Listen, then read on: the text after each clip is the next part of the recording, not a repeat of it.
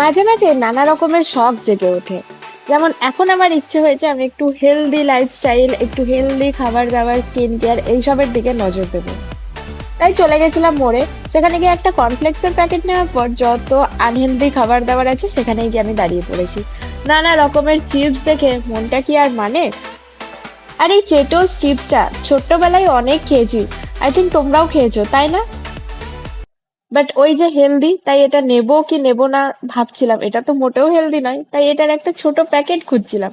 But কোনোভাবেই পাওয়া গেল না, তাই এই বড় প্যাকেটটাই নিয়ে চলে এলাম। এরপরে আবার হেলদি পার্টের দিকে জাম্প করে গেলাম, নিয়ে নিলাম একটা ডেটস এর বক্স। তো এত হেলদি খাবার দাবার কেনাকাটার পর চলে গেলাম ডমিনোজে। হ্যাঁ, এটাই আমি। 1 সেকেন্ডের মধ্যে হেলদি পার্ট থেকে জাম্প করে চলে গেলাম আনহেলদি পার্টে, মানে ডমিনোজের পিৎজা খেতে। তো এইভাবে কাটলাম আমার আজকের দিনটা। টাটা।